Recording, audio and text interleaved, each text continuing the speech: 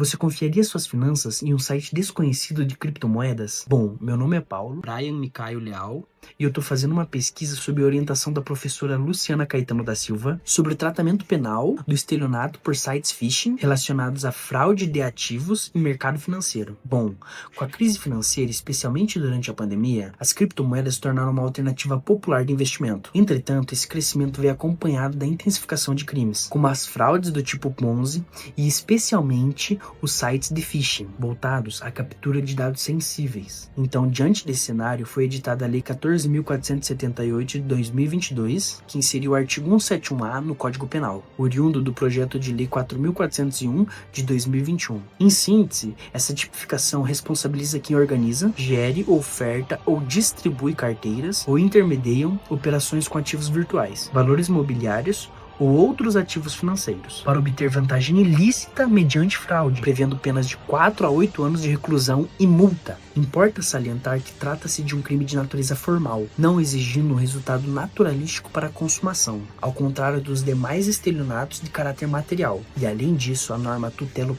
patrimônio, em consonância com a Constituição Federal, no artigo 5º caput, o qual diz que todos são iguais perante a lei sem distinção de qualquer natureza, garantindo a todos a inviolabilidade do direito à propriedade. E paralelamente a essas mudanças normativas, evidências empíricas ajudam a dimensionar esse problema. Em 2022, a obra Cryptocurrency in Future Financial Crime, publicada em Londres, apontou o phishing como a quarta forma mais recorrente de fraude em carteiras de criptoativos, logo atrás dos esquemas de pirâmide. E nesse contexto, segundo Velani Patel, o phishing consiste na criação falsa de sites, e-mails e outros canais de induzir o usuário a fornecer informações privadas em ambientes fraudulentos. E nessa mesma linha, a pesquisa An Assessment of Convicted Cryptocurrency Fraudsters identificou como os principais vetores o Facebook, o Gmail, o Instagram e o WhatsApp. E ainda, quanto aos achados empíricos, entre os 22 condenados analisados, 100% deles eram homens e apenas metade concluiu o ensino médio. E por sua vez, no tocante às vítimas, 55% residiam nos Estados Unidos e o restante na China, no Canadá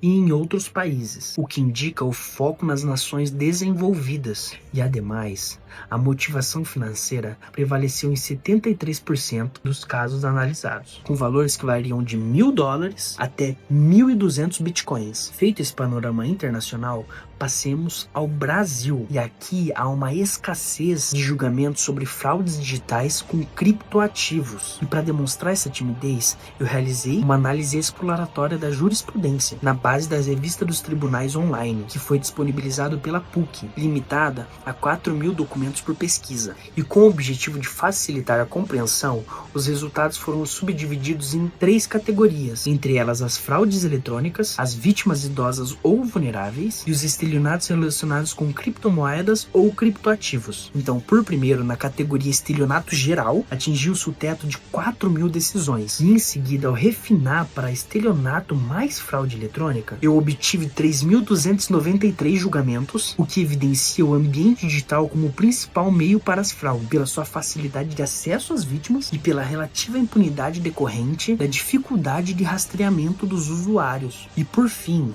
na categoria de estelionato com criptomoedas ou criptoativos, que é a informação mais relevante para nossa pesquisa, houve apenas 34 decisões. Embora quantitativamente modesto, o resultado é qualitativamente expressivo, pois revela uma lacuna preocupante na atuação jurisdicional frente às novas formas de fraude digital. E esse cenário demonstra uma contradição, pois ainda que o uso de criptoativos em golpes sejam crescentes, a resposta judicial brasileira permanece aquém do necessário. Dessa forma, podemos concluir que as criptomoedas trouxeram inovação, mas também abriram caminhos para golpes cada vez mais sofisticados. E o artigo 171A foi um avanço, mas a justiça brasileira ainda responde de forma tímida, pois agora o desafio é fortalecer a aplicação da lei, profissionalizar agentes de investigação, criar órgãos institucionais e garantir maior proteção às vítimas nesse cenário cada vez mais digital.